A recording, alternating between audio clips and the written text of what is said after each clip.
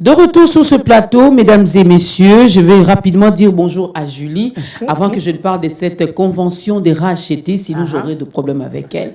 Tout va bien? Oui, ça va. Début de week-end à toi, Julie. À toi aussi, merci beaucoup. Bonjour, bonjour à vous, mesdames, messieurs. On est ensemble, il n'y a pas à deux soucis. Déjà le 13 c'est le mercredi de la semaine prochaine. Nous allons commencer notre convention de rachetés. Nous, c'est l'église La Rédemption, la maison de Dieu. Donc, cette église qui est située sur l'avenue Boulevard. Au numéro 3, nous sommes à Delvaux, juste en diagonale de l'arrêt Maternité, ou encore juste à l'arrêt Foulou, pour ceux qui viennent de Kitambo, Météo, Gombe. Arrêt Solo. Donc, l'école Kimangui, c'est là où ça sent mauvais. Voilà, là, c'est cet arrêt-là. Vous descendez là, vous demandez seulement l'avenue Boulevard numéro 3. Et vous demandez l'église La Rédemption, la maison des dieux. Alors, le thème de cette convention Cora 2022, c'est les bénéfices de la rédemption. Qui dit rédemption, on voit l'œuvre de la croix. Alors, les bénéfices, tout ce que Christ a accompli à la croix de Golgotha, il y a des avantages, il y a les bénéfices pour nous qui sommes les enfants de Dieu. Alors, il faut venir pour recevoir, apprendre sur tous ces bénéfices de la rédemption, et il y aura beaucoup d'orateurs, 2, 4, 6, 8, 8 orateurs, et nous allons clôturer les dimanches 17, les dimanches de la Pâque.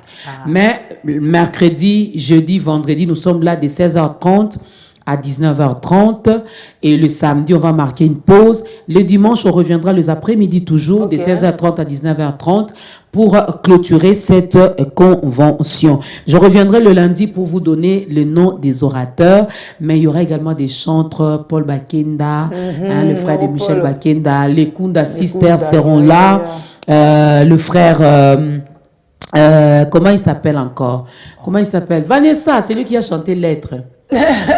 Yo, manque à moi. Le frère Kinkiem, mais c'est son prénom qui m'échappe. Hein? Nelson, voilà. Nelson Kinkem sera là. Il sera là. Il y aura également le frère David Tabera. Donc, venez ensemble. Nous allons célébrer Dieu. Maman Dorcas vous invite parce que c'est là où prie Maman Dorcas. Je vous invite aussi. Voilà. La sœur Julie Sef vous invite aussi. Donc, venez, nous allons apprendre sur les bénéfices de la rédemption. Pourquoi Christ est mort à la croix de Golgotha? Qu'est-ce que nous gagnons finalement avec sa mort? Qu'est-ce que nous gagnons avec tout ce qu'il a accompli à la croix de Golgotha? Il faut venir pendant ces 4 jours pour avoir toutes les réponses. Alors, nous recevons nos premiers invités, Julie. C'est la jeunesse de Parole du Salut, n'est-ce pas? Nous avons un frère et 2 sœurs. On salue le frère Eli Kebo, la sœur Grace Ketia et la sœur Anaïs Makai. Vous êtes de la Parole du Salut, n'est-ce pas? C'est une extension de la borne, n'est-ce pas? Et vous êtes en pleine activité, n'est-ce pas, frère Eli? Effectivement, nous sommes en pleine préparation de l'activité. La convention d'un vent nouveau pour un nouveau départ. Déjà, il n'y a pas plus de 2 semaines, il y a nos frères qui sont venus pour une activité qui s'appelait Ciné Dimanche. Oui, déjà, comment ça s'est passé? Ciné Dimanche, c'était quel film? Ciné Dimanche, ça s'est très bien passé. Le titre du film m'échappe. Je crois que la sœur Grace, qui a coordonné l'activité, est mieux placée. Alors, bonjour. Le Ciné Dimanche, le thème du film, je pense que le tout parlait de la foi. Et ça s'est très bien passé, comme le frère Eli l'a dit tantôt, et c'était notre première activité. Alors aujourd'hui, nous sommes là pour présenter la deuxième activité, la convention d'un vent nouveau pour un nouveau départ, en sigle convente, qui aura lieu du 19 au 23, ça veut dire le 19, le 20, le 21, le 22 et le 23 à la Parole du Salut Gombe. Voilà, les 19, c'est déjà le mardi en 8. Pas mardi prochain, le mardi en 8, c'est ça? Donc, le mardi en 8. Alors, Anaïs également est là. Qui seront les orateurs pendant cette convention? Ça sera quoi les thèmes exploités? Vous invitez qui? Nos orateurs, ce sont nos pères, c'est-à-dire tous les anciens responsables de la jeunesse. Donc nous aurons le pasteur Noéla Noumandé, responsable de Parole du Salut Paris, le pasteur Parfait, responsable de l'église Parole du Salut Mimosa, et nous aurons l'actuel responsable de la jeunesse, le professeur José Adolphe Otto, et nous aurons comme thème une génération rayonnante. Donc c'est un peu ça. Et le fond du thème, c'est l'héritage des pères. Ah oui, l'héritage. L'héritage des pères, une génération rayonnante, ben oui, on en a besoin. Hein. On a besoin de rayonner, comme la Bible nous dit, lorsque Moïse montait, quand il descendait, son visage l'a rayonné. Et la Bible dit, lorsque on s'approche, on demeure dans sa présence, on est rayonnant également de joie. Alors la jeunesse aujourd'hui, elle a vieilli. Tu vois une jeune fille de 20 ans, mais qui a vieilli? Parce qu'elle fait des choses qui sont au-delà même de son âge. Hein, déjà, quand tu décides de sortir, d'avoir des relations intimes avec un chien, en tout cas, ton visage là sera comment? Maman Micheline Chaban lui parle de la chose de Dieu. Tu vois, ça reflète à l'extérieur. S'il n'y en a pas, il n'y en a pas. Alors, vous vieillissez même avant nous. Alors, il faut prendre part à cette convention, comme ça, vous allez retrouver votre... Pour récupérer sa part d'héritage, pour rayonner. Bien rayonner. Alors, vous invitez qui? Les jeunes qui maîtrisent bien la langue française ou même ceux qui ne parlent pas français? Pour cette fois-ci, étant donné que c'est la 20e année que la convention existe, on ouvre les tentes. On invite non seulement les jeunes, on invite d'abord parmi les jeunes qui parlent français, ceux qui ne parlent pas français, mais on élargit la tente. Comme c'est des pères, on invite tous ceux de la ville de Kinshasa. Si vous avez le temps, du 19 au 23 avril 2022, vous êtes tous invités. Même vous, maman, si votre présence est là, ça me fera du bien. Merci. Ça sera de quelle heure à quelle heure? C'est de 16h30 à 19h au plus tard, 19h juste. Alors c'est des cultes, non? Oui, le premier jour c'est un culte, le deuxième jour c'est un culte, le troisième, tout c'est des cultes, mais particulièrement le 23, le dernier jour, il y aura un concert avec la jeunesse de l'église et des invités spéciaux qui viennent de la Parole de Salut Paris. Moi, je connais ces invités spéciaux, hein, parce que j'aurai déjà émission avec eux le mercredi de la semaine prochaine. Si je vends, faut la vendre. Pour les jeunes il y a des jeunes qui Paris. Il y a des jeunes qui faut venir à la convention pour nous confirmer que tu es un vrai jeune Kinois, parce que les jeunes de Paris seront là. Ils vont atterrir le mardi. Le mercredi, ils seront là chez Maman Dorcas dans ta grandeur. Je vous donne le programme. Et puis le 23, nous allons célébrer Dieu. Donc, il faut que vous ayez tout pour mais ça ne sera pas pour faire plaisir aux hommes, ça sera pour la gloire de Dieu. Alors, nous aimons beaucoup la jeunesse parce que nous sommes passés également par là. D'ailleurs, nous sommes encore jeunes. Oui, éternellement. Oui, mais il faut être jeune, il le faut. Oui. Il faut cet esprit. Parce que de même que le pays a besoin de la jeunesse, l'Église surtout en a besoin. Voilà. Alors, il faut venir. Il y a un numéro de contact? De préférence, on préfère donner l'adresse. Lorsque l'adresse est là, vous savez facilement vous y rendre. C'est dans la ville de Kinshasa, comme nous sommes, dans la commune de la Gombe, sur l'avenue des Cliniques, à 100 mètres de la clinique de l'hôpital Ngaliema. C'est avenue des Cliniques, numéro 80, en face de la clinique quinoise. C'est-à-dire quand tu es sur ma tête là, tu pars comme ça. Tu montes comme ça. Et puis quand tu montes, tu prends la gauche. Tu remontes comme ça. Tu montes. De toute façon, dès que vous êtes sur l'avenue, vous allez voir. Parole du Salut, c'est bien organisé les événements. Moi, j'ai eu la 5e édition de Méga Ta Grandeur. Les derniers jours, c'était là-bas. Donc, vous allez voir déjà les protocoles. Les gens de sécurité seront là. Si vous demandez seulement l'église Parole du Salut, on va vous indiquer. Donc, ce n'est pas loin des cliniques quinoises et des cliniques Ngaliema. C'est pour ça que c'est avenue des cliniques. Des cliniques, voilà. Alors, venez du 19 au 23, de 16h30 à 19h au plus tard. Bon, même si vous 20h, couvre-feu ici, là. Ici, là. Oui, c'est pour une bonne cause. Donc, on peut aller même à 19h30, 19h45. Une chose est sûre que vous allez bien rentrer chez vous avec plein de bénédictions. Merci à vous d'être venus. Finalement, Grâce n'a pas parlé. Grâce invite quand même les gens. Depuis qu'elle a organisé Ciné... Ciné dimanche, sur la foi. C'est bon pour elle. Alors, je nous invite tous à ces grands événements et le Seigneur est déjà au rendez-vous. Je crois que le ciel est déjà ouvert pour cette activité. Amen. Venez très nombreux et que Dieu vous bénisse.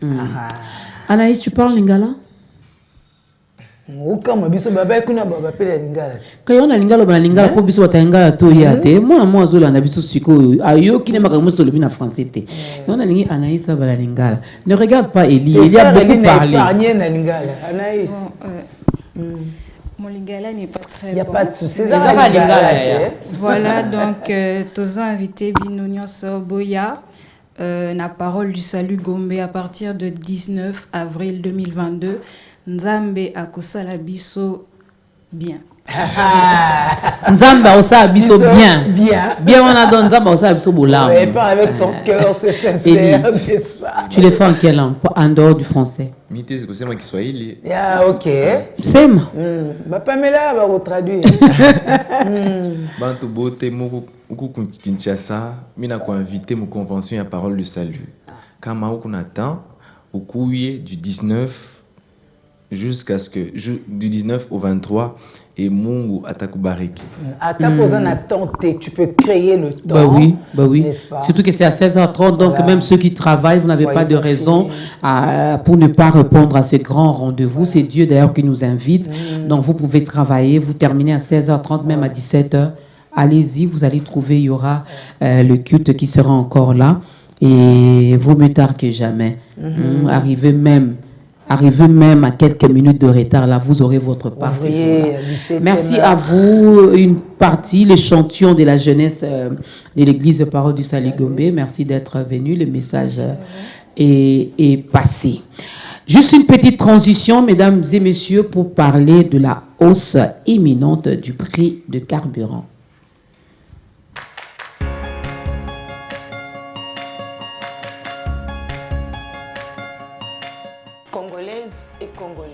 L'heure est grave et ceci nous concerne. La RDC est en danger. Le pays est frappé de plein fouet. Notre ennemi commun, coronavirus. Imagine que c'était ton frère, ta soeur, ta communauté.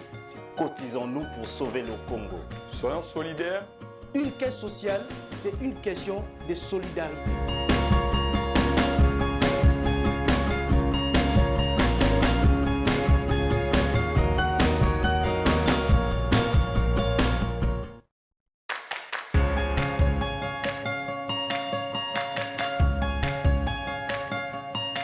Watoto wote wa Kongo, hii malari inaitiwa coronavirus. Bana betu, bolo mumwe kutukwata bonso.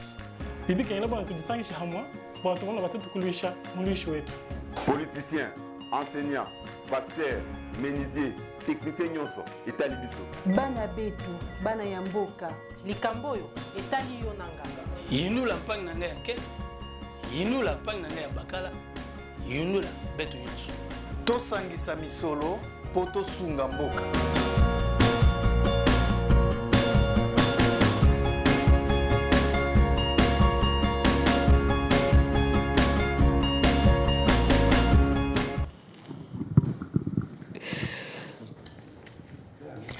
Joyeux anniversaire à Keren Vema et Vanessa Zela.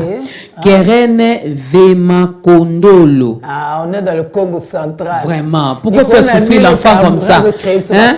Keren Vema. Tata Doka dit seulement Keren Vema. Hein? Kondolo, je laisse à Julie. Vema Kondolo, je laisse à Julie.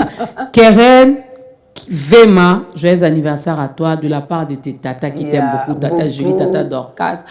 Et un tout petit peu tata Vanessa, hein? Mais surtout tata Julie, tata Dorcas. Surtout. Un tout petit peu, tata Vanessa aussi te souhaite joyeux anniversaire. En tout cas, prends bien soin de toi. Tu es une bénédiction pour la famille, tu es une bénédiction pour nous, pour la nation congolaise. Bien que tu ne vis pas au Congo, mais je suis sûre que tu reviendras pour tu reviendras pour bâtir ici, pour investir ici, car le Congo est entre tes mains. Keren, Vema. Et puis Kondolo chez Julie. On te fait des gros bisous. Alors, nos intervenants sont là, Julie. Oui, nos intervenants sont là. J'avais envie de dire l'heure est grave. Non, l'heure n'est pas grave. C'est comme ça, on est au Congo. On est habitué avec tout ça. Bonjour. Bonjour mesdames, bonjour à tout le monde. En tout cas, merci beaucoup pour l'opportunité. Christian et Mango, l'homme à la barbe, ça va être de nouveau style. N'est-ce pas? Mais non, mais depuis toujours, j'ai ma barbe comme ça. Ouais. Ben voilà. Mais elle prend un peu plus de volume. Merci, Julie. Elle prend un peu plus de volume. Bon, je vais voir un peu mon coiffeur. Il est toujours en vie, sinon? Oh, ce sont les outils qu'il n'a plus. Il est en vie. Ah, ok. Frère Blaise, au moins, il est en non, je me suis seulement posé la question. Peut-être qu'il n'est plus en vie, le temps que tu trouves un autre, que tu t'habitues, et puis voilà. Non, il est en vie, il est en très bonne santé. Okay. Je le verrai. D'ailleurs, c'est déjà le week-end, donc je le verrai.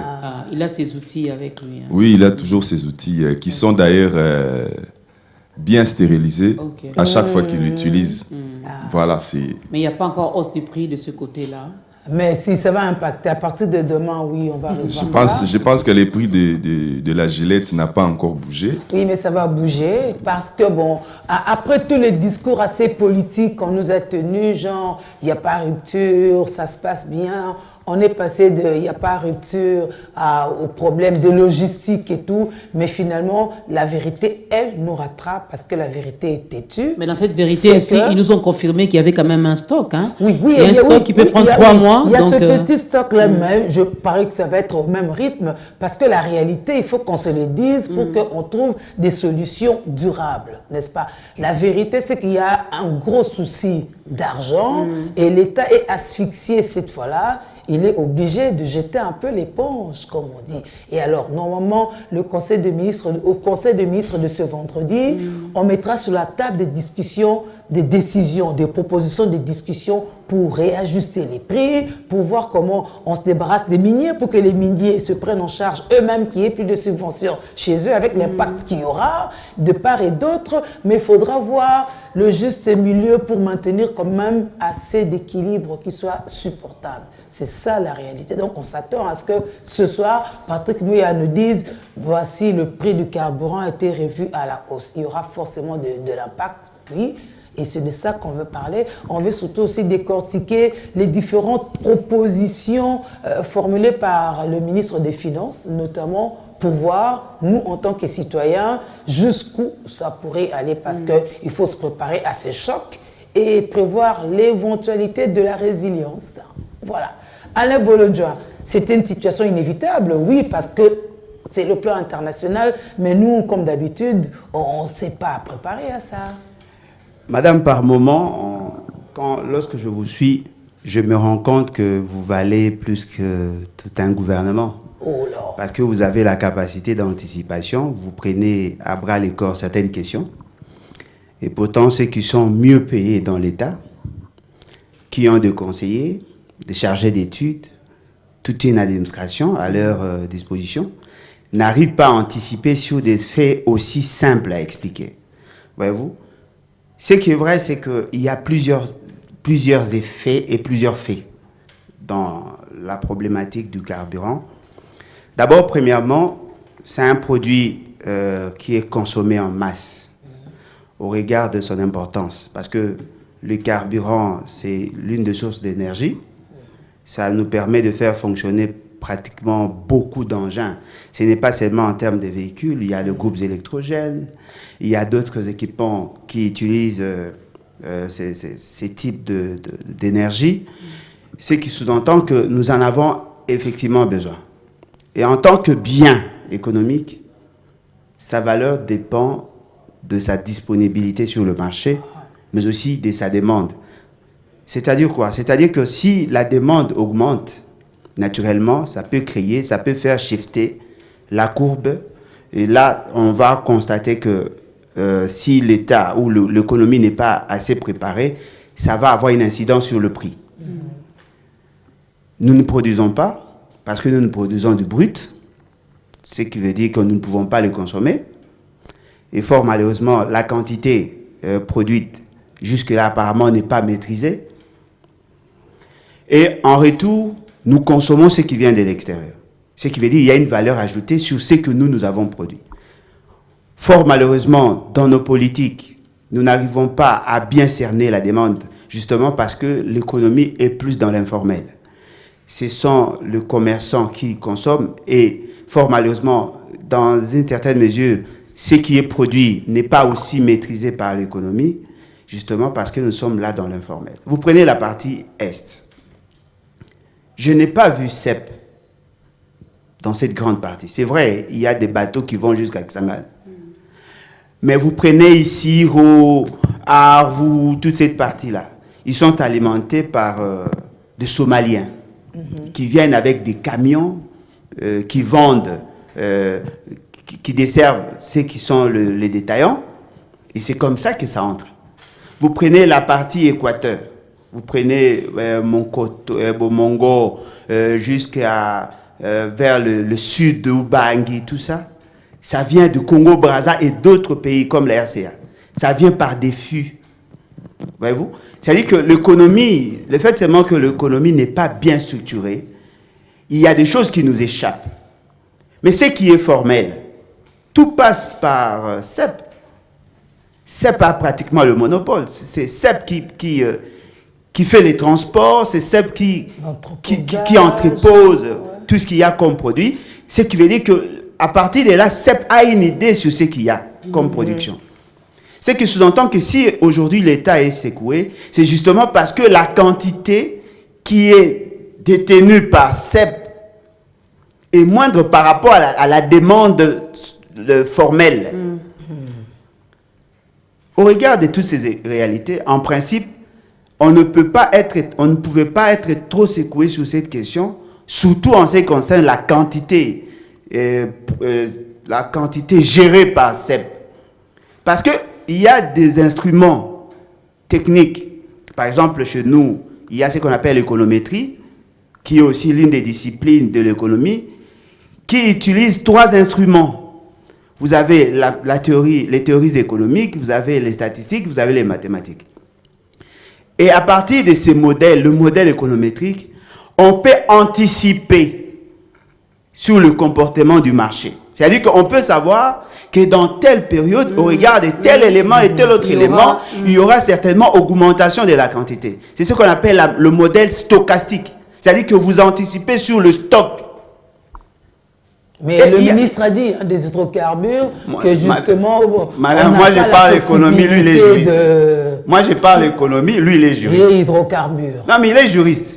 Il est juriste de formation, c'est un avocat. Voyez-vous? C'est-à-dire qu'en réalité, on pouvait anticiper. Alors, quelles sont les variables qui peuvent justifier l'augmentation de la demande? C'est d'abord le nombre d'utilisateurs. Et nous prenons ici en termes d'engins. Essayez de vous imaginer, depuis qu'ils sont au pouvoir, on a acheté combien de véhicules? On en a acheté combien? Il y a augmentation des véhicules, il y a augmentation de groupes électrogènes, il y a augmentation de tous ces éléments. Cela sous-entend que la demande s'est accrue dans les temps. Et donc, vous devez déjà savoir que dans telle période, on peut augmenter d'autant. Vous anticipez, parce qu'en réalité, notre économie doit en avoir plus que ce qui est demandé chaque jour. C'est en ce moment-là qu'on a des stocks. Mais il y a aussi un autre élément, c'est l'élément de la structure de prix. Parce que c'est là aussi on n'en parle pas. Ouais. Nous, dans notre approche, qu'est-ce que nous sommes résolus? Nous sommes résolus que les importateurs ou ceux qui sont dans les secteurs payent la totalité de ce qu'ils doivent à l'État et on crée un mécanisme de compensation au cas où il y a augmentation de prix en international. Et on leur demande, monsieur, vous gardez les prix, ce que nous pourrons appeler le prix social, et on va calculer avec vous le manque à gagner ou le moins-value. Et après, nous allons compenser par ce que nous avons appelé l'autre fois, par rapport au dossier de 100 millions de dollars. On a payé 100 millions de dollars en 2019. On a payé 80 millions en 2020, je crois. Non, c'était 2019-2020. On a payé. Parce que c'est parti de 21 que les problèmes ont commencé. Et cela a suscité ce qu'on a appelé la quote-part, la quote-part qu'on a donnée au gouvernement avec le fameux dossier des 15 millions. C'est-à-dire que ça, ce sont des choix que nous avons opérés.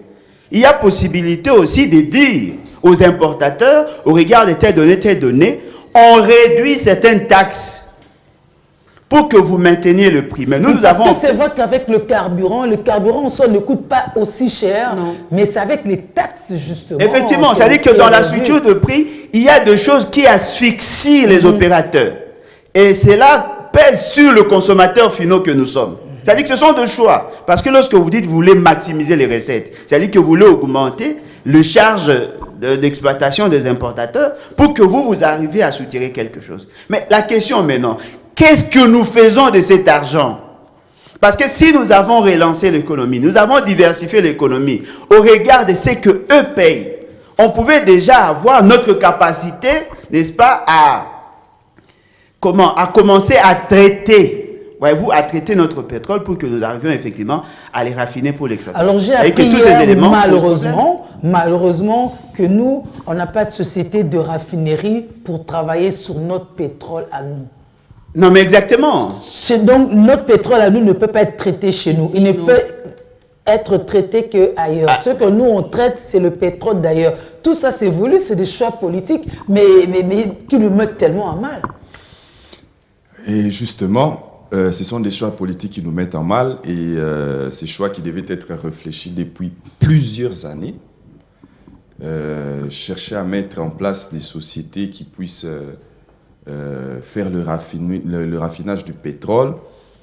Ça ne se décide pas en une année, même si on va commencer la mise en œuvre immédiatement, mais c'est quand même un processus. Ouais. Et il n'y a pas que ça. Aujourd'hui, beaucoup des pays du monde sont en train de penser à quitter le secteur des énergies fossiles. Des énergies qui détruisent l'environnement.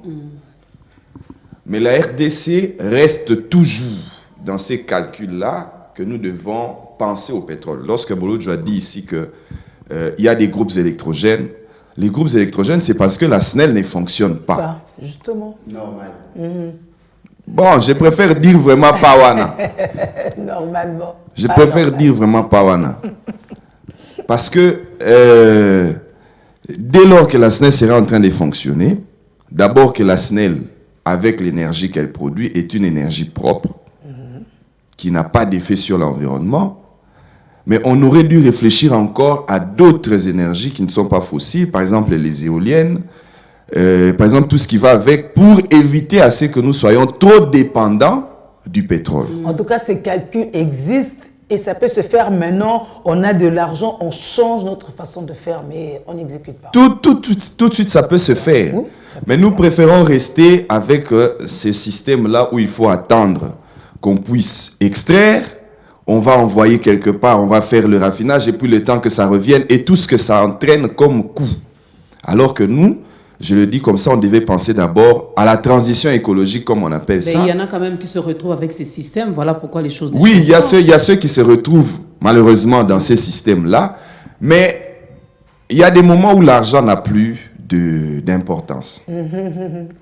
Le baril du pétrole, il y a encore quelques années, coûtait à peine $20. Aujourd'hui, nous sommes à plus de 109. Je pense que nous tendons déjà vers les $120.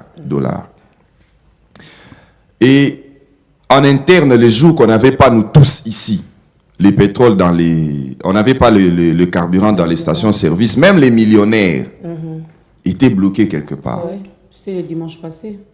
Même les millionnaires étaient bloqués quelque part. Et lorsqu'on nous dit qu'il y a une réserve qui peut être de 3 mois, au début, on avait sous-estimé. Non, l'impact s'il devrait y avoir augmentation du prix du carburant, nous, ça ne nous concerne pas, mais on nous avait quand même averti que la crise russo-ukrainienne allait avoir des impacts. Mais toi, tu me l'as confirmé également. Tout à fait. Lorsque je parlais de ça, tu m'as dit non, ça n'a rien à voir avec ce qui se passe. Oui, parce que au début, en souffrance. Il y a beaucoup de choses déjà qui sont en souffrance. Il y a des pays qui sont producteurs, il y a leur organisation, les pays qui sont producteurs du pétrole.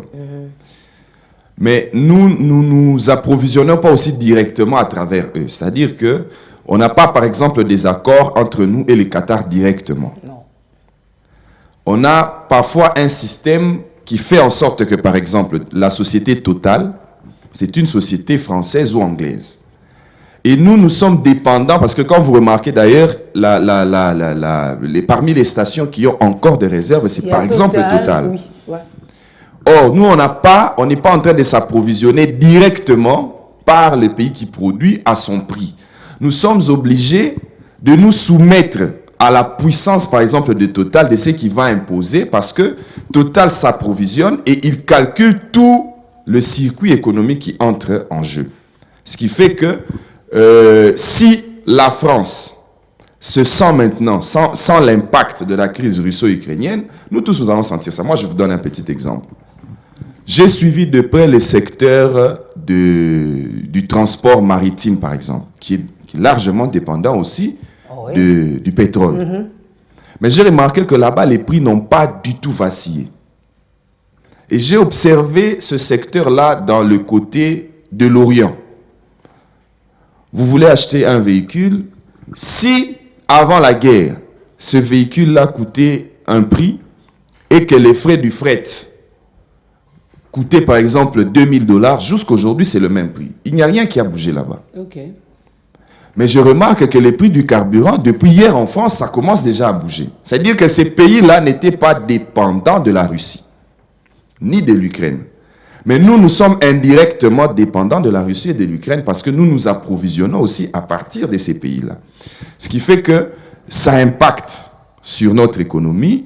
Je l'avais certes aussi nié dès le départ, mais après examen, je me suis rendu compte que nous serons finalement impactés, nous aussi, par probablement une hausse. Parce que parmi les plus grands, il y a des difficultés. Et puis les pays de l'OPEP profitent de pareilles situations pour justement réduire leur production. Tout à fait. Économiquement, ça s'explique. Tout à fait. Économiquement, ça s'explique.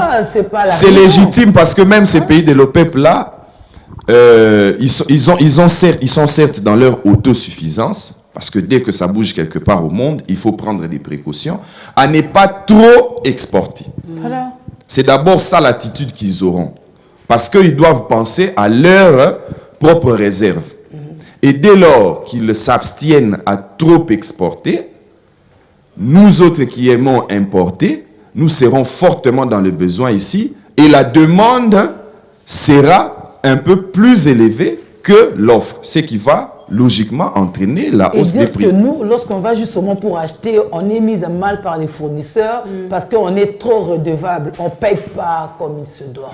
On doit toujours de l'argent là où on achète. Bon, comme nous ne sommes pas... Oui, bon, dans la quasi-totalité des organisations internationales, en tout cas la RDC, jusque-là, j'ai encore suivi qu'on demande encore au ministre des Affaires étrangères de pouvoir nous sortir un peu la liste de toutes les dettes que nous avons au niveau des organisations internationales. Jusqu'aujourd'hui, ce travail n'est pas fait. Quand bien même, j'étais dans une réunion où il avait quand même rassuré qu'il y avait une bonne partie des dettes qui étaient payées, mais il y a encore une demande qui vient d'être faite. Nous sommes toujours mauvais payeurs. Mais ce n'est pas une question qui a commencé ces dernières années. Sauf que je ne dédouane personne. Je ne dédouane personne. Ce n'est pas une situation qui a commencé ces dernières années. Il faut qu'on soit aussi honnête à l'égard de... Mais lui, quand même, il arrive à trouver ça n'excuse pas. Ça n'excuse pas. Non, c'est insignifiant d'ailleurs ce qui a été payé. Ça n'excuse pas que, par exemple, dans les 3 ans ici, qu'on ne soit toujours pas en ordre. Quand on entend qu'on peut comme ça offrir des jeeps de $41 000 à des députés. Ce sont des cotisations qu'on aurait pu payer aussi ailleurs. Alors, il y a 3 propositions. Soit on continue à subventionner de manière supportable, vous nous direz c'est quoi ça supportable, soit on supprime les subventions dans d'autres secteurs, le cas des miniers, ou encore on réajuste carrément le prix à la pompe. Des données précises seront présentées tout à l'heure au Conseil des ministres. Vous allez réagir à ça après notre reportage, notre condensé qu'on a fait hier.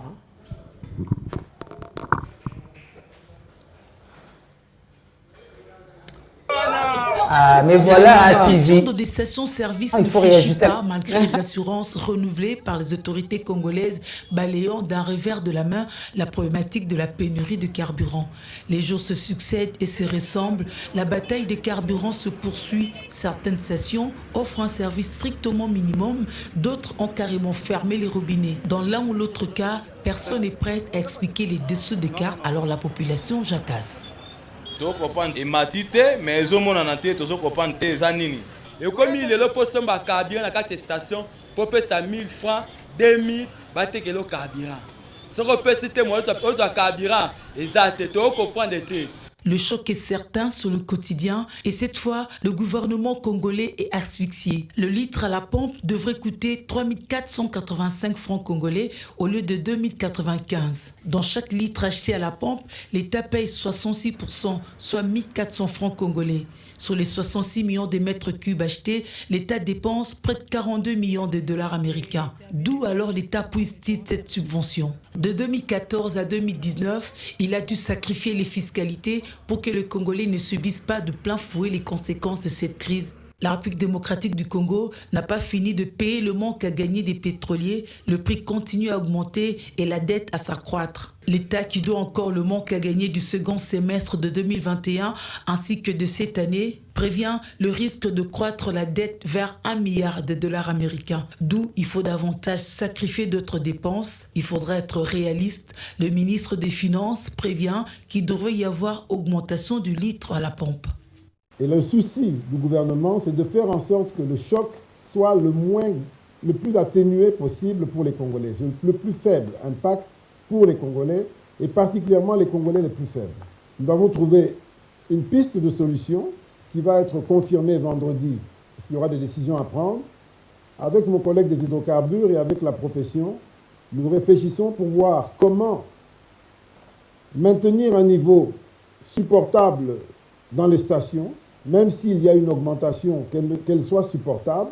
Ça veut dire qu'on va continuer de subventionner, mais de manière supportable. Par contre, dans d'autres secteurs, par exemple le secteur minier qui est un gros consommateur de pétrole, de produits pétroliers, il n'y a pas de raison qu'on fasse des subventions. Alors pour tous ces secteurs liés aux grandes entreprises qui consomment beaucoup de carburant, eh bien, nous n'avons plus de raison de continuer de les subventionner. Voilà la piste que nous avons trouvée. Maintenant, au moment où nous parlons, le ministère de l'économie est en train de faire des simulations pour voir quel est le bon niveau qu'on peut supporter, qu'est-ce qu'on peut payer et quel sera l'impact sur les autres variables de l'économie.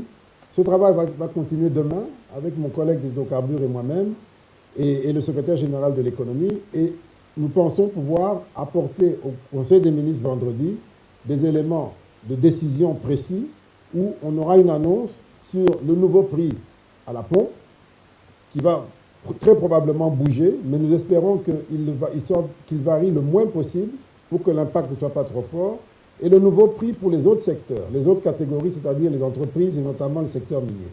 Ce carburant mati, transport mati. Ce carburant qui transport spécial et qui mais ba Kadhafi, ba atteindre la vision de 1000 litres d'essence, na 3000 francs congolais dans la bureau. Est-ce que tu as avancé, tu as Face à cette crise, le porte-parole du gouvernement recommande un changement d'attitude. Une crise qui nous frappe, qui peut avoir des conséquences et qui nous impose, par rapport au contexte qui est le nôtre, de la subvention qui est élevée, des charges supplémentaires que cela génère, que nous puissions observer une certaine attitude. Didier Boudimbo se veut plus explicite quant à la quantité personnelle. La première des choses, c'est qu'on n'interdit pas qu'on puisse acheter avec des bidons. Parce que quand quelqu'un a un groupe électrogène chez lui, il peut aller avec un bidon pour pouvoir s'approvisionner. C'est qu'on interdit. Dernièrement, la brigade qu'on a mis en place au sein du ministère des hydrocarbures, on a intercepté 250 fûts de plus ou moins 250 litres par fût ou 150 litres par fût. On a intercepté 250 fûts au niveau de Kingabo. C'est ça qu'on ne veut pas. C'est ça qui n'est pas permis. Tout compte fait, le ministre des hydrocarbures pense qu'avec le stock disponible, le pays peut encore tenir pendant 3 mois. C'est en fonction de ce qu'on a déjà, mais pas en fonction de ce qu'on va commander. Parce qu'on va continuer à passer des commandes. Le ministre des Finances vient de vous dire qu'il vient de payer, on est pratiquement à 90 millions de dollars, parce qu'il y a eu 56 millions. et il y a 37 millions. Donc on a plus de 90 millions de dollars qui ont été payés aux pétroliers. Donc il va leur permettre de continuer à passer des commandes. Donc après ces 3 mois, il y aura encore des cargaisons qui vont venir. Et même malgré qu'il y a ces 2 bateaux, d'ici là, peut-être d'ici 2-3 semaines, il y aura encore des bateaux qui vont venir. Parce que de toute façon, dans ces secteurs, c'est d'abord le stockage. Parce que si vous avez aussi trop de bateaux, vous le gardez où? Ce carburant, vous allez le garder où? Comment vous allez le conserver? Donc ça va venir au fur et à mesure. Et nous sommes en train de veiller pour pas qu'on arrive, peut-être d'ici 2-3 mois, qu'on ait un stock zéro. On est en train de veiller et on travaille en collaboration avec les pétroliers pour pouvoir éviter cette histoire, cette catastrophe. Des éléments des décisions seront soumis au Conseil des ministres pour le nouveau prix à la pompe qui devrait varier le moins possible, ainsi que le nouveau prix pour les autres secteurs dans les miniers. On aura le prix réel ce soir. En principe, il y aura de l'impact, il y aura un choc, mais on peut aussi créer la résilience. Madame, je crois que tout ce que nous disons là, tout ce que... Je sens déjà qu'on va subir. Oui, tout ce que les messieurs qui ont parlé au nom et pour le compte du gouvernement, tout ce qu'ils ont dit, ce ne sont que des solutions palliatives. Okay. Voyez-vous, parce que notre ami a développé beaucoup d'éléments et je crois qu'eux qui prennent plus le temps à autre chose peuvent suivre. On doit arriver à diversifier les sources d'énergie. Voyez-vous, on doit arriver à développer le transport des masses. Oui. On doit arriver à libéraliser les secteurs pour que nous ayons d'autres opérateurs qui interviennent en termes même de conservation des transports. Nous devons arriver à diversifier. Cela va nous permettre certainement d'accroître notre capacité. Parce que ce que vous voyez ici à Kinshasa est loin comparable à ce qu'il y a dans nos frontières, dans nos territoires, dans nos villages. Voyez-vous? Parce qu'avant déjà, lorsqu'on vendait les carburants à 1950, nous achetions à 3000, 3500. Ce qui veut dire que nous n'avons pas systématisé l'économie. Nous n'avons pas la même réalité. Avant même que vous ne soyez fouettés, les autres là-bas subissent déjà. J'ai acheté un sac de ciment à 35 000 francs, madame. En Bandaka. 35 000 francs. Ici, c'est à 22 500. Voyez-vous? C'est-à-dire que ce sont toutes ces réalités-là. Nous devons réfléchir sur comment utiliser l'électricité pour le transport des masses, les trains. Il faut y réfléchir, réduire notre dépendance comme il a dit. Nous devons aussi arriver à bien faire fonctionner l'économie. Parce que ce qui est vrai, le fait seulement qu'il y a les rétrocommissions dans la structure de prix, ça pose problème. Pourquoi devons-nous payer à ceux qui sont déjà payés au travers des carburants? Parce que pour chaque prix, il y a un élément qu'on ne justifie pas. Il y a un montant qui ne se justifie pas. Et on doit dire ça. Si vous voulez fixer à 2250, vous regardez la structure, la composition de la structure de prix. Vous vous rendez compte qu'il y a un montant qui ne se justifie pas. Vous devez l'extirper. Et comme ça, ça va réduire. Et au regard de l'évolution de l'économie aujourd'hui, les subventions ne sont pas de bonnes pratiques en réalité. Parce que lorsque vous subventionnez, c'est-à-dire que vous créez une sorte de dépendance. Il faut que la réalité de prix soit ressentie. Mais fort malheureusement, le pouvoir d'achat ne suit pas. C'est ça le problème. C'est-à-dire que nous sommes entrés dans une sorte d'engrenage qui nous empêche d'en sortir. Il faut prendre de politiques, il faut mettre sur pied de politiques courageuses. Ça peut être impopulaire, mais courageuse.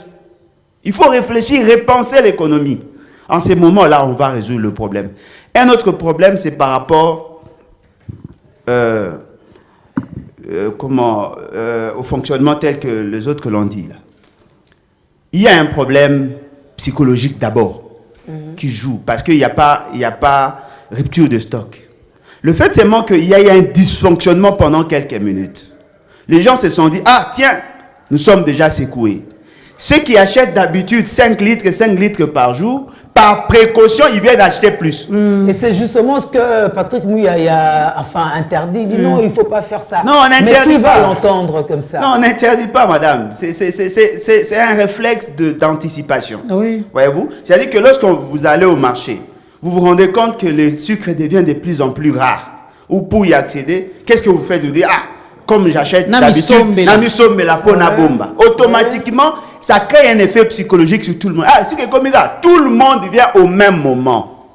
Ça joue sur la psychologie. Ceux qui ont le moyen vont penser et réagir comme ça. Non, madame, ceux qui n'ont pas le moyen. Madame, vous prenez par exemple, bon, vous êtes exempté, mais nous qui prenons le transport en commun, vous êtes à bord d'un véhicule, le chauffeur vous dit, il s'achète 3 litres. Et vous savez pourquoi? Parce qu'il sait qu'à tout moment, il peut en avoir. Mais s'il se rend compte qu'il ne peut pas en avoir, qu'est-ce qu'il fait? Il va maintenant chercher à acheter plus pour anticiper sur l'éventuelle crise. Or, c'est ça qui crée aussi la crise. Même ceux qui n'avaient pas l'intention de s'approvisionner viennent au même moment, ça crée une saturation. Donc, ce qui veut dire que nous devons arriver à anticiper. Et je crois que tous les économistes sérieux le savent, que l'économie est aussi assise sur l'étude du comportement du consommateur et du producteur. Alors, quand je vois ça, le professeur qui nous a enseigné sont encore vivants. Les amis avec qui nous avons étudié sont encore vivants. Même ceux qui ont excellé en écomaths sont encore vivants. Comment pouvons-nous subir des choses qui s'apprennent à l'université? Pourquoi n'avons-nous pas la capacité d'anticipation? Pourquoi maman a zan de l'équipe son amayele alors que c'est à l'université? Ah, na moni mikolo masango yo mona ate tena so masaki mi balela bomba pour que naza anango. Soka moni ke zo mona ate ale akomi ko makisa prix à cette spéculation. Comment elle qui n'a pas fait l'économie a la capacité de comprendre le marché que nous qui avons fait l'économie? Par moment on a Sony. On a honte. Moi je pense que nous devons repenser notre économie et nous devons faire en sorte que nous arrivions effectivement. Parce que ce qui est vrai, la crise qui sévit là-bas, effectivement comme Maître l'a dit, ça ne peut pas nous toucher directement. Mais ça secoue le marché mondial. Et par souci de précaution, ceux qui nous vendent le carburant peuvent aussi créer une rétention. Justement pour créer la spéculation et leur permettre de se faire plus de bénéfices. Nous sommes dans une économie libérale. Ce sont les capitalistes qui nous gèrent. Ce ne sont pas les enfants des cœurs. Ça peut jouer. Un autre élément, c'est aussi par rapport au circuit de vente. Parce que plus la crise augmente, ça peut aussi nous secouer. Vous ne pouvez pas confier la seule responsabilité à CEP. Pourquoi n'avoir pas créé d'autres îlots? Parce que notre capacité est faible. Vous dites 3 mois. Et si aujourd'hui, au niveau de la Méditerranée, il y a la guerre. Si aujourd'hui, au niveau de la côte, il y a la guerre. Ça va passer par quelle voie? Où? C'est-à-dire que nous sommes là, justement, parce qu'il y a des gens qui ont une vision minimaliste. Voyez-vous, des gens qui sont encore dans l'importation d'impiodes et tout ça, et qui prennent les tacos. Non, mais ça ne finit pas parce qu'il y a un ministre qui vient de partir. C'est-à-dire qu'ils sont encore dans cette vision-là minimaliste. Ça dérange. Et nous pensons qu'il faut revoir les systèmes économiques. Il faut donner plus de l'importance à l'intelligence. Pas à décourager tel que nous voyons là. Ce n'est pas intéressant. Soyez tout simplement sérieux. L'occasion faisant le larron, peut-être que ça va être le déclic. Oui, j'aimerais, même si je ne serai pas exhaustif, mais j'aimerais quand même, de manière un petit peu pédagogique, que notre population puisse savoir qu'est-ce qui se passe dans les subventions en fait. Bolodjo l'avait presque effleuré ici. Ouais. En fait, nous, population, nous tous ici. Comme ça, la population à la maison va beaucoup plus nous comprendre et savoir pourquoi nous sommes en train de militer à ce que le système change. Dorcas Kapinga qui a son véhicule, J.C. Fou qui a son véhicule, Christian Emmanuel a son véhicule et Alain Bourgeois, nous avons tous nos véhicules. Bon, ce sont des exemples. N'hésitez pas. Ce sont des exemples. Nous avons tous nos véhicules. Alors, qu'est-ce qui se passe? Lorsque nous allons acheter le carburant, admettons que si le prix est fixé à 2 000, en réalité, comme Bourgeois l'a dit, en réalité, le prix est de 3 000.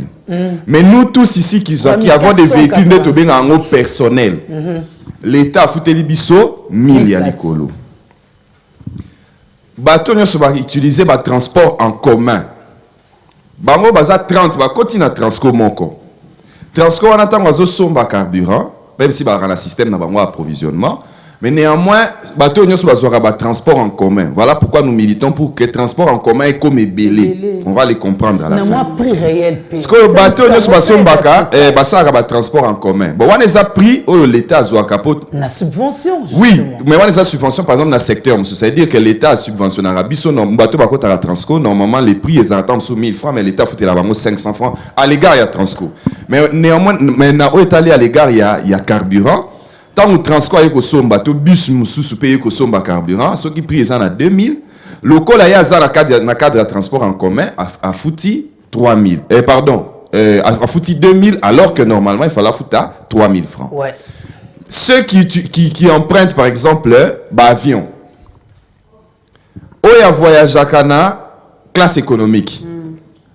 Ceux qui font foutre à les litres et à kérosène na 2000. Il faut foutre les litres de kérosène à 3000, après ça capé 2000. Sauf voyage en classe, business class, foutre à kati. Alors maintenant, les problèmes se posent à quel niveau? Batu oyo bazana ba voiture personnelle. Bazo fouta carburant ndenge moko na mutoyo azo utiliser transport en commun. Alors que on est en train de voir qu'il y a un transport en commun. De plus en plus, population est vimba, mais le transport en commun, tu utiliser. Je donne par exemple l'exemple, il y a Kinshasa. Mitou les autres, un peu statique, mais si on a le transport, tu vas commencer à la personnelle. Pourquoi? Le transport est comme tellement passé à Kinshasa que moi, on a fait remarquer ça ici lorsque même il y avait un des membres du cabinet, il y a chez Robert Okende sur ce plateau, que les véhicules.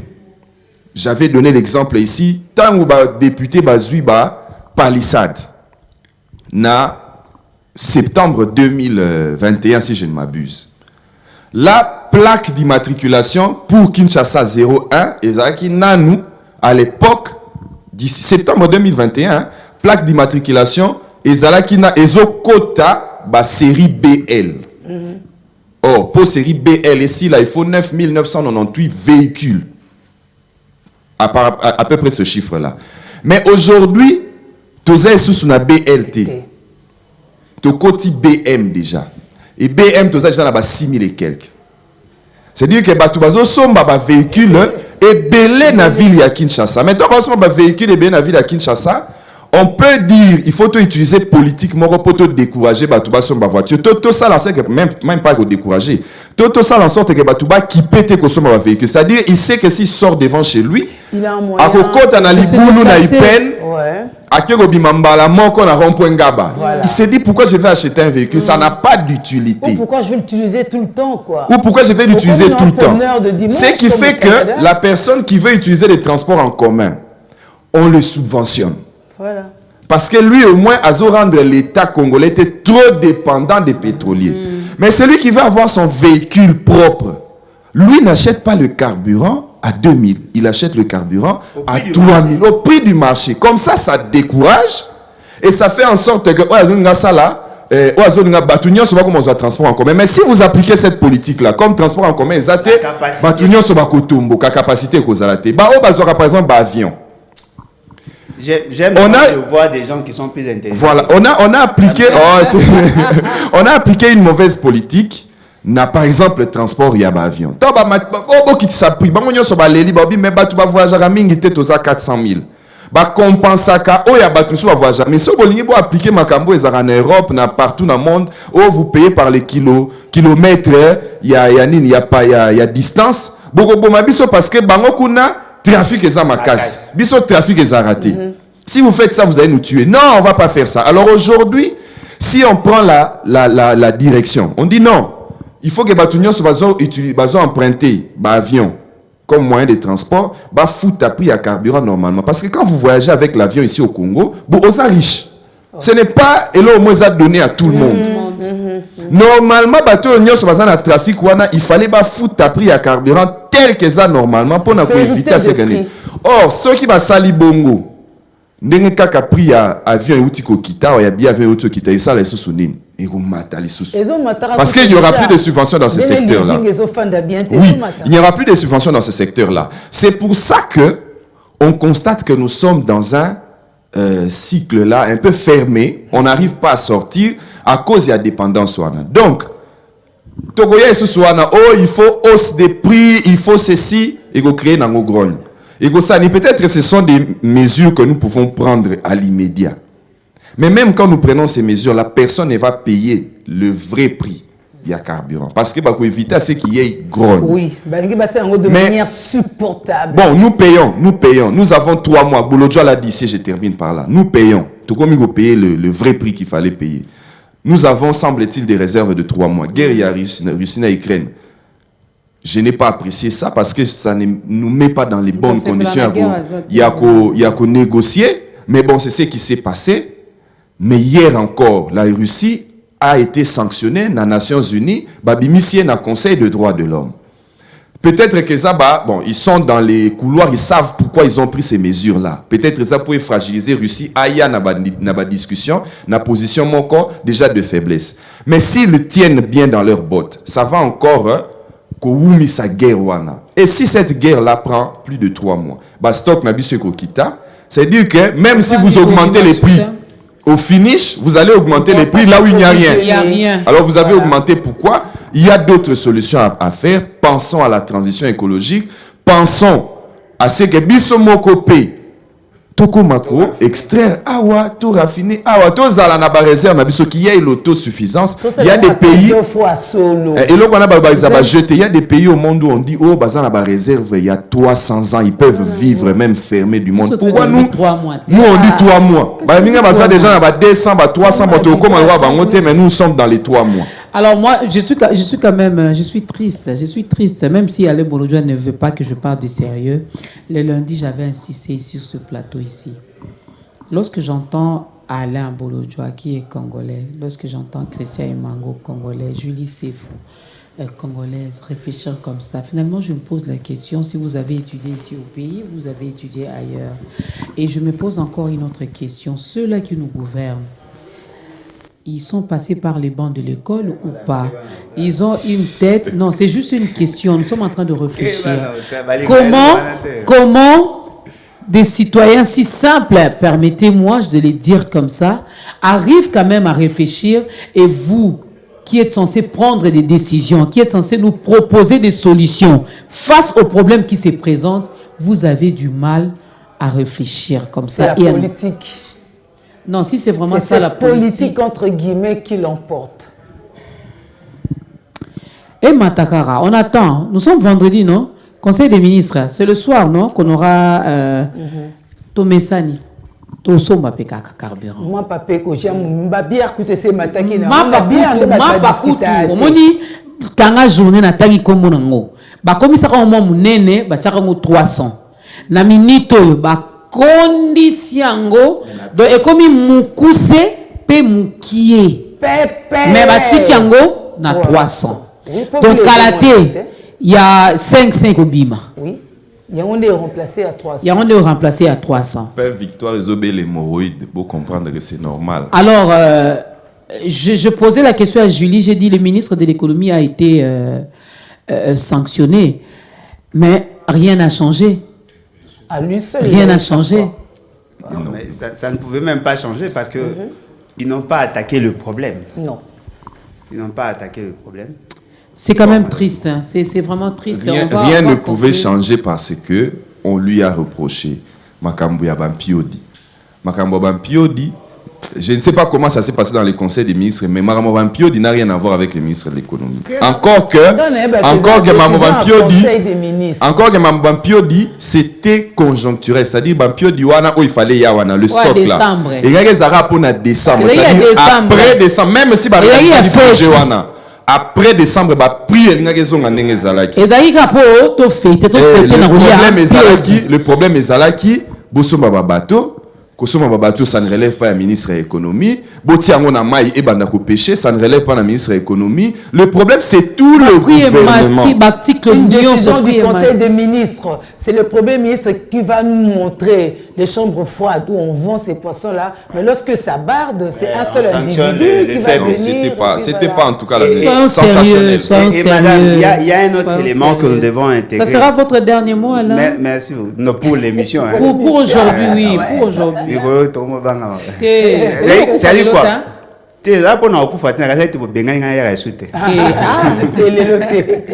Oui, en fait, le problème, c'est que il n'y a pas longtemps, on a calculé les salaires. C'est fait en francs congolais. Voyez-vous?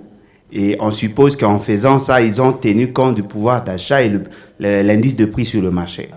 Il y a augmentation avant même que nous atteignions le deuxième trimestre.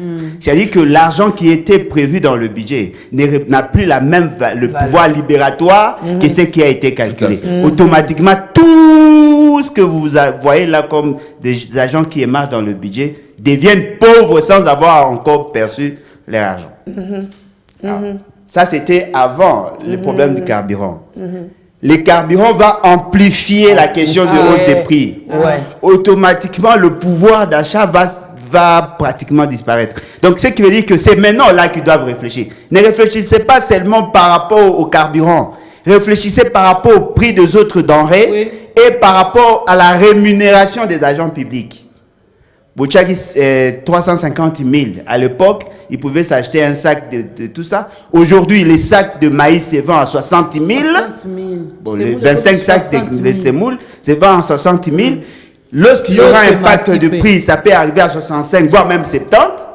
Ce qui veut dire lui perd son pouvoir d'achat sans avoir perçu la rémunération. Vous réfléchissez à vous avez temps ébélé dans la distraction.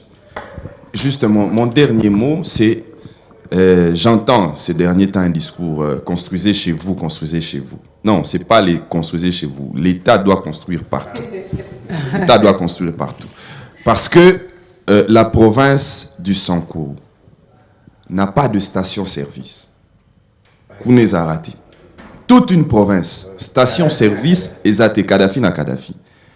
Alors, ceux qui même si topé simbongo kuna pour que l'agriculture est salima. Tant bilo kwa mwe bima, mais on va amener ça ici comment? Ça veut dire qu'il faut mettre toute cette superstructure-là, il faut vendre, ça va nous permettre de pouvoir souffler un peu. De toutes les façons, dans ces pays-ci, il y a l'argent. Moi, dans ces pays, je sais là où il y a l'argent. Non, mais on le voit. Il suffit seulement de voir le... Oui, non, je sais. Dans ces pays, je sais là où il y a l'argent. Il suffit de pouvoir avoir la volonté de prendre cet argent-là et d'affecter ça là où il fallait normalement affecter. Même en un mois, on peut développer une province de quoi il y a 100 cours. À cette volonté, moi je vous demanderai d'ajouter également les sérieux. Soyons sérieux. Soyez sérieux. Déjà que vous n'avez pas la volonté, et Mango parle de la volonté, déjà que la volonté, mais moi je vous demande, commencez d'abord par être sérieux. Vous ajoutez la volonté et vous allez voir que on pourra, puisqu'on peut commencer par une province. On peut commencer par une province et cela est possible. Toze la carburant en kaka. Kolia pe masango toso manapsine tipso baluba. Tozo lia masango. C'est vraiment la fin. On sait à peu près à quoi nous attendre. On fait avec. Il semble qu'on est déjà habitué à se serrer le ceinture. On va les serrer davantage. Et puis, on est un peu le genre, souvent des jeunes, les prières, ils ne mangent presque pas. Ils vont renforcer les prières. Parce que déjà, il n'y aura pas de compensation sur la table, n'est-ce pas? Mais on espère vraiment qu'à ce problème structurel, on trouve des solutions structurelles pour que finalement, on sorte de ces chaos. Parce que ça, c'est quand même un chaos. C'est quand même un chaos, même si les gens s'habituent, mais on ne s'habitue pas dans la misère et tout, franchement. Franchement, on ne saura pas s'habituer. Donc, on tient bon, puisqu'on aime le pays, on tient bon, on laisse le gouvernement assouplir un peu ses charges pour qu'il continue quand même à payer les fonctionnaires, prendre ses charges. Nous, on va suppléer par rapport aux dépenses parce que l'argent qu'on avait avant pour nous servir à nous déplacer pendant 10 jours, peut-être ce sera réduit à 2 jours. L'argent des provisions d'une semaine ne servira plus qu'à un seul jour, mais on essaiera de faire avec tant que la régie des eaux nous laissera de l'eau pour boire. On va boire, on va dormir, on va bénir Dieu. Un peu d'électricité aussi pour nous distraire un peu, sinon on va être dans les chaos. Ben, à la semaine prochaine, prenez soin de vous.